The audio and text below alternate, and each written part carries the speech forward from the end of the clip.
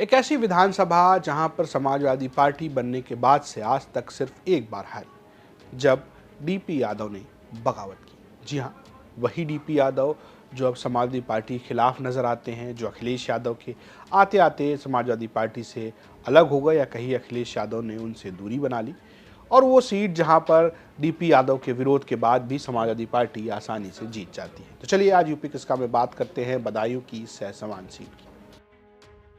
दरअसल सहसवान सीट का इतिहास ही समाजवादी रहा है। 1996 से लेकर अब तक मात्र एक बार हुआ जब 2007 में डीपी यादव अपनी पार्टी से चुनाव जीते। उसके पहले और उसके बाद यहां पर समाजवादी पार्टी ही जीतती रही। 1996 में ही समाजवादी पार्टी बनी थी, तब से लेकर अब तक हारी नहीं, और पिछली बार भी यहां पर समाजवादी पार्टी ही जीती है। अगर आप देखेंगे तो 22 में ब्रजेश यादव सपा से जीते, उससे पहले 17-12 में ओमकार सिंह सपा से जीते, जो सपा सरकार में मंत्री भी रहे। साथ में डीपी यादव अपनी पार्टी आरडीपी से जीते और 2002 में वो सपा से चुनाव जीते थे। ओमकार सिंह के बेटे ब्रजेश यादव अब विधायक हैं, उनके पिता का निधन हो गया है। बीते दिनों अखिलेश यादव उनसे मुलाकात करने भी गए थे, तब भी बहुत एक सहानुभूति देखने को मिली थी। ब्रजेश यादव का कहना है कि ये सीट ऐसी है जहां पर कोई भी समाजवादी पार्टी से लड़ेगा, जिसे सपा के कार्यकर्ता लड़ाएंगे, वो चुनाव जीतेगा।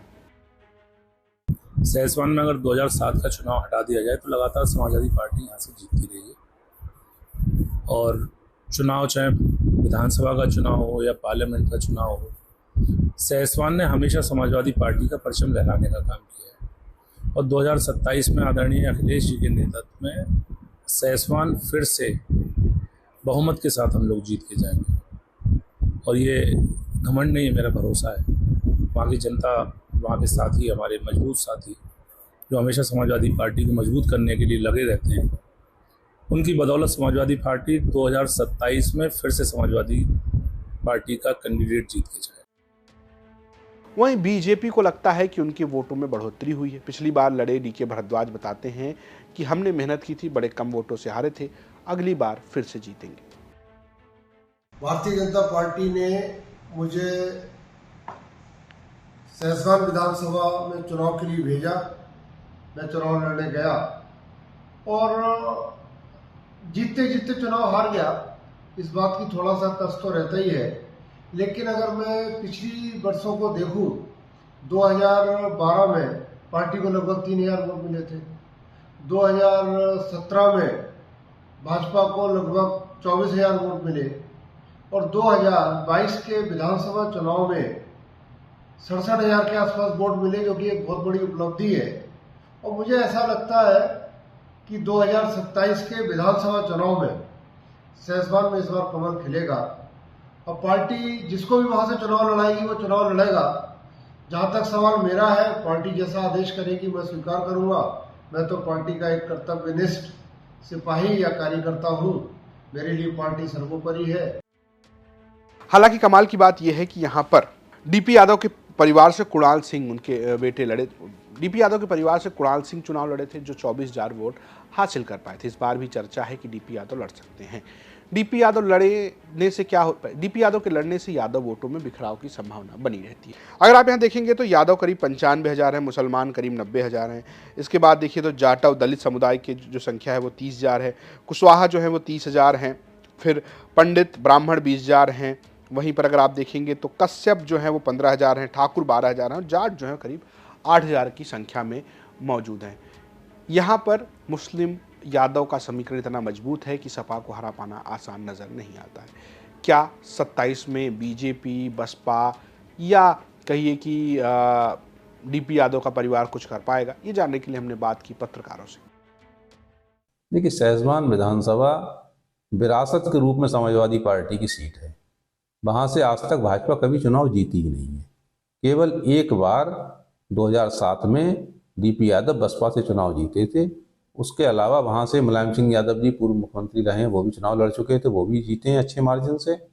और उसके अलावा ओमकार सिंह यादव समाजवादी पार्टी के लगातार वहाँ एमएलए रहे हैं और इस समय उनके पुत्र ब्रजेश यादव वहाँ से एमएलए हैं और उनका मार्जिन भी बहुत अच्छा होता है जीत का। तो मुझे नहीं लगता वहाँ पे ऐसा कुछ बदलने वाला है समीकरण।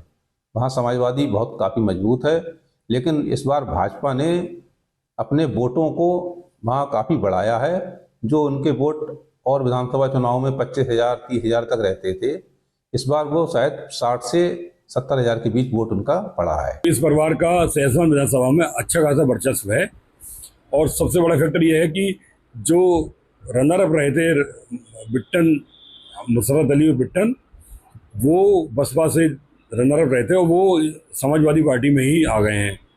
तो निश्चित रूप से समाजवादी पार्टी ग्राफ बढ़ा है। अभी अखिलेश यादव भी यहाँ पर सहसवान आए थे ब्रजेश यादव के पिताजी के देहांत के बाद, तो अच्छा खासा रेस्पॉन्स मिला था। सबसे बड़ा फैक्टर इस विधानसभा सीट पे डीपी यादव था। तो डीपी यादव 2007 में यहाँ से चुनाव जीते थे, उन्होंने ओमकार सिंह यादव को हराया था। उसके बाद से लगातार डीपी यादव या उनके परिवार का कोई व्यक्ति, उनकी पत्नी या बेटा लगातार चुनाव लड़ते रहे हैं। तो डीपी यादव इस विधानसभा में बड़ा फैक्टर हैं, जिनके पास 55 से 60 हजार वोट अपना है। ऐसे में डीपी यादव का परिवार अपनी पार्टी से आता है या किसी और पार्टी से चुनाव लड़ता है तो वो बहुत बड़ी निर्णायक भूमिका निभाते हैं जीत या हार में। पत्रकारों का कहना है कि भैया कोशिश बीजेपी कर रही है, कोशिश डीपी यादव कर रहे हैं, लेकिन यहाँ पर सपा को हराना 27 में और भी मुश्किल होने जा रहा है। फिलहाल आपको क्या लगता है, डीपी यादव की सीट पर क्या होगा? क्या सपा को यहाँ पर कोई रोक पाएगा या फिर समाजवादी पार्टी एक बार फिर से विरासत की सीट बचाने में सफल रहेगी? कमेंट बॉक्स में आप बता सकते हैं। स्टोरी भेजी थी बदायूं से हमारे सहयोगी अंकुर चतुर्वेदी ने। देखते रहिए यूपी तक। नमस्कार। पवन जी, एक बात होती है, क्या आपको कभी ऑफर नहीं आया बीजेपी की तरफ से? बहुत बार आया। आया। कैसा आया? आया। क्या ऑफर आया? आया, हमने बताया था राष्ट्रीय अध्यक्ष जी को। आया। किस तरह का ऑफर आया? मतलब सब आया, विधायक मंत्री सब आया। जानते हैं, ये भी घटना बताते हैं आपको।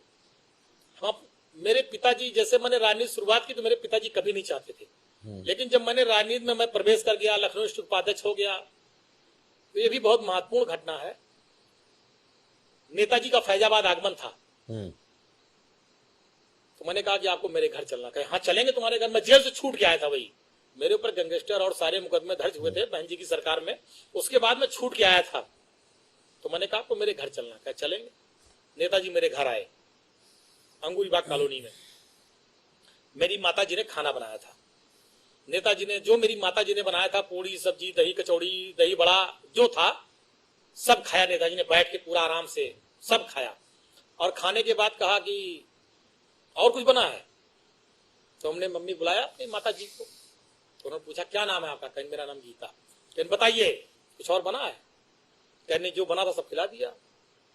फिर उन्होंने, मेरी माताजी ने कहा नेताजी से, ये पढ़ते लिखते नहीं है, क्या होगा इनका? नेताजी ने कहा पवन के कारण आज मुलायम सिंह यादव इस दरवाजे पर आए हैं और देखना वो एक दिन वो भी आएगा। आज मेरे आने पे डीएम कप्तान बाहर खड़े हैं, एक दिन पवन भी आगे जाएगा, डीएम कप्तान भी बाहर खड़े होंगे, पवन बड़ा आदमी नेता बनेगा। और मुझे नेताजी ने बनाया, उस स्थान पे पहुंचाया। ऐसे थे धरती पुत्र मुलायम सिंह यादव जी। तो उसी दिन से मेरी माता पिता, मेरे पूरा परिवार का एक लगाव है नेताजी के परिवार से।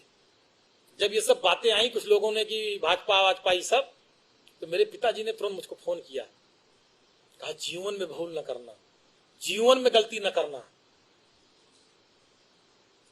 ये चीजें मेरे पिताजी ने बहुत सख्ती से मुझसे बात कही थी। मैं बहुत ईमानदारी से आपसे कह रहा हूं।